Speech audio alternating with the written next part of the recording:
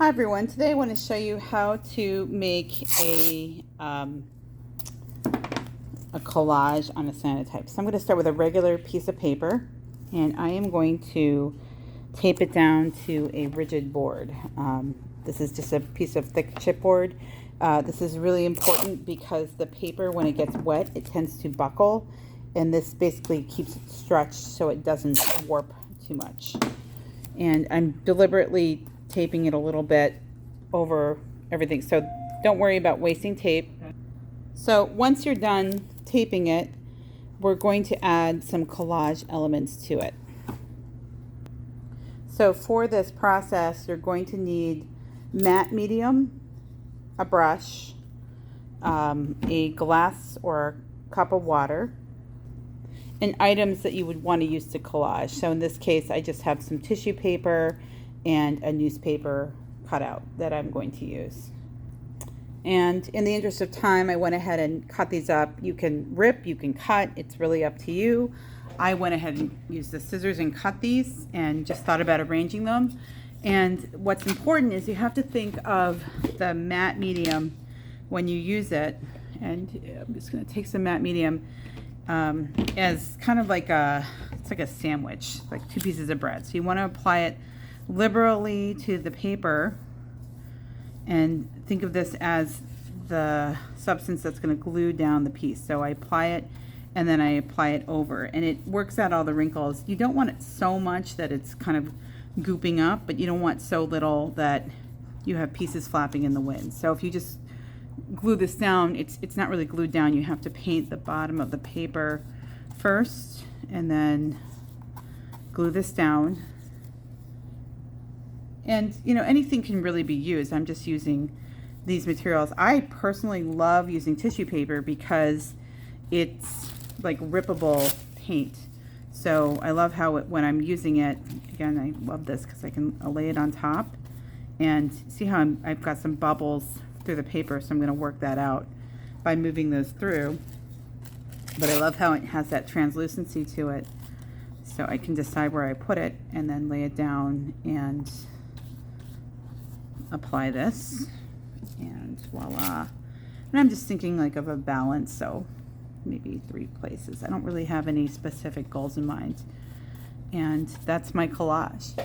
Something important, the gel medium, if you leave it on the brush, it'll destroy the brush. So you need to take a moment and get some water, and it's not hard to do, but just kind of rinse your brush out first in some water, bring it over to the sink. Otherwise, when the gel medium dries, it'll just completely destroy your brush. For the next part of the Cyanotype, you're actually going to be using tracing paper, and I already have tracing paper pre-treated with the Cyanotype formula, and it's nice and dry and it's ready to go. So I'm going to go ahead and make a Cyanotype with that paper. So I'm at the Cyanotype machine and I have my negative, which obviously I'm not going to see all of it on such a small piece of paper, but just for this example. So you put it, you see there's like a crisp side and a kind of a frosty side. Crisp side face down, and then Cyanotype image is going to be placed wherever you want it to be. And generally what I like to do is flatten this out. So I'm going to get something like a book, or in this case, I just have this flat piece of plastic so I can kind of see how everything registers. So it's just flattened down. With the Cyanotype side face down, I'm going to place a board on top. And I have this set for, I believe, 6 minutes. So I'm going to go ahead and press the button. And I can see the machine's on. Okay, so I'm done exposing. And I'm going to move this over here and take off, and I'll move this over to the developing bath and see what we got. Developing bath, of course, is water. So when you put the image in the water bath, be really careful. This stuff turns into like onion skin. It's like super easy to tear and rip. It's fine when it's floating around in the water, but if you mess with it too much, you can really create problems for yourself. So I'm going to go ahead and let that float around for a second. And the hard part is when you pick it up. So I don't know how well you guys can see that, but this is now in the peroxide bath, and I'm surprised at how clear the image actually came out. There's my skull. And I'm going to show you now how to transfer this image onto the collage. So just to show you, I've got my Cyanotype tissue paper in the bath still because it's just so delicate. Again, it's like onion skin.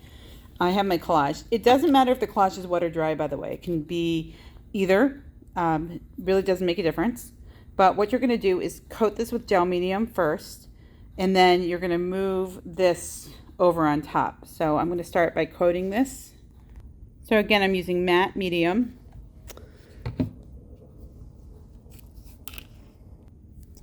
And you just want to apply enough that it's fully covered. It's not drying, but it's not like clumpy either. And I'm going to kind of work quickly. And again, I'm trying to pull this off. And it's kind of hard to show you, but what I do is I just sort of take the quote-unquote onion skin, and there's like some tissue paper in the way here, and I sort of lay it down and I sort of drag it a little bit across. And what happens is you'll sometimes get air bubbles. So you have to start in the middle, and you don't want to press too hard, but you sort of have to just work your way out. Sometimes what I'll do is I'll get a brush and I'll start in the middle and just brush out. And if I see an air bubble, I kind of just work it out. If you don't get those air bubbles out, this dries, and it's just, you have to start all over again. And get that on there. And it doesn't look like much now, but when this dries, the gel medium dries completely clear, which is great. And you'll see the newspaper and all the colors show up underneath, and it'll look fantastic. So that is how you can create a collage. And what's great about this is it doesn't just stop here. You can go back and work over this with other media as well. So this doesn't have to be the final layer. This is totally workable. You can draw on this and do all kinds of things once it's dry.